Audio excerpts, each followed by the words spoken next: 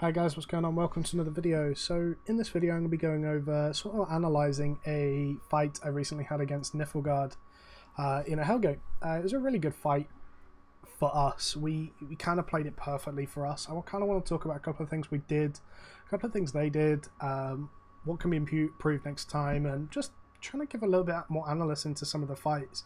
I know people are really learning.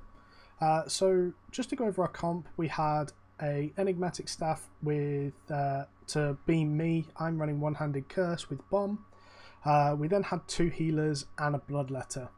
So our whole point was that I was going to bomb someone, they were going to drop low, and just to pause the clip a sec. So the whole point was they were going to drop low, and we had the execute then to finish them off. So as you can see here, the first thing is we see them. A couple of things. So first things first. First thing I did in that fight is I inspected someone. Why? Because I then know what they're running.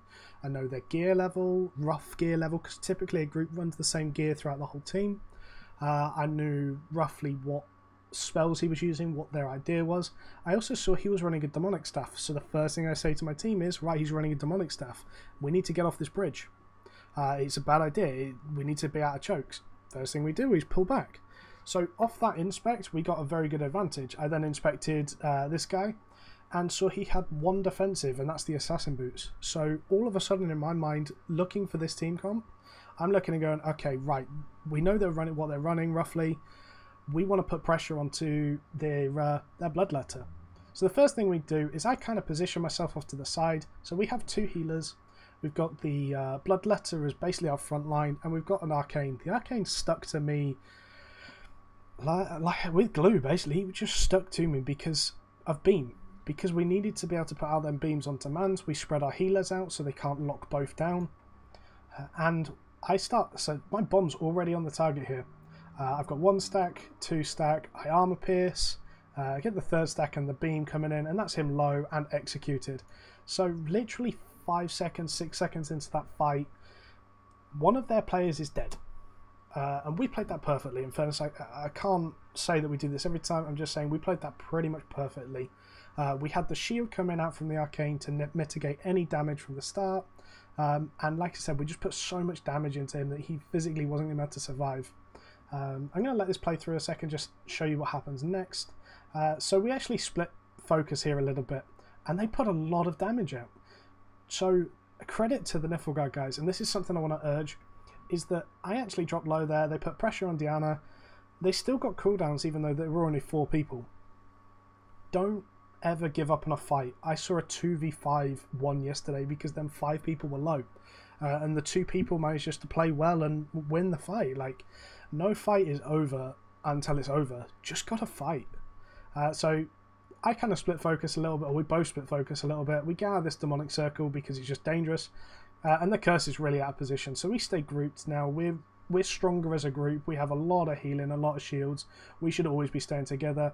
And my job in this is that I'm just going to pick people off. That's one person down to the bomb.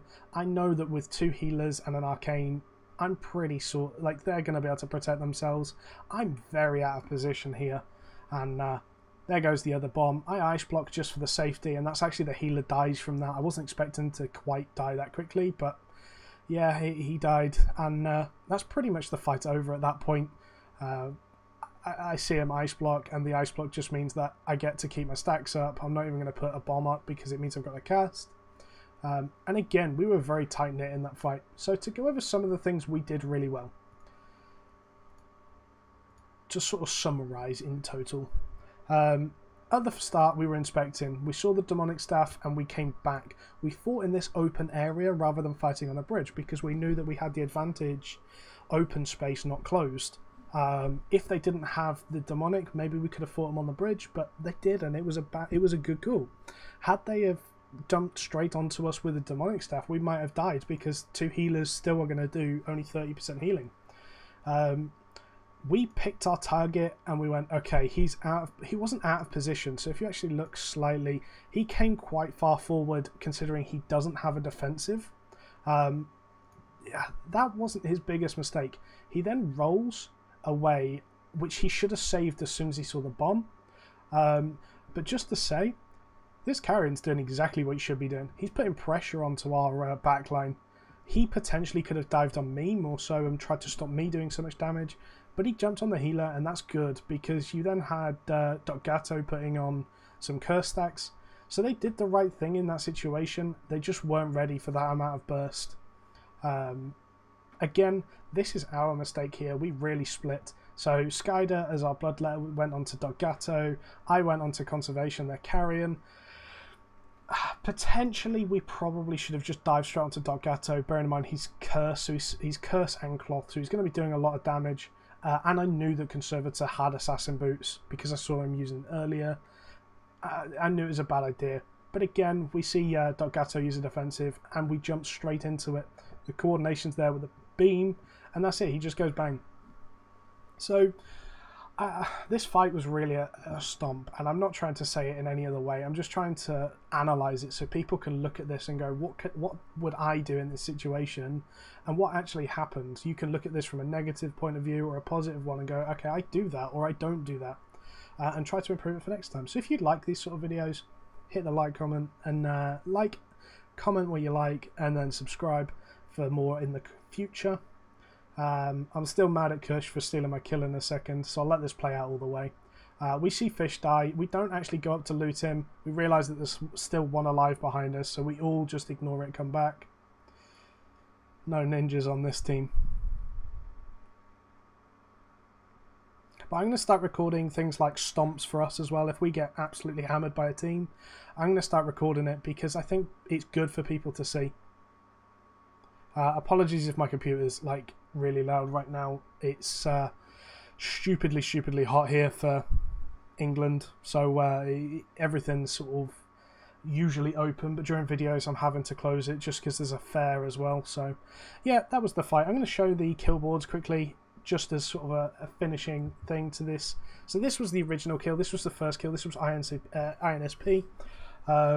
I put my bomb on him. I did 60% of the total damage with Skydolf finishing him off with the execute with the 40%.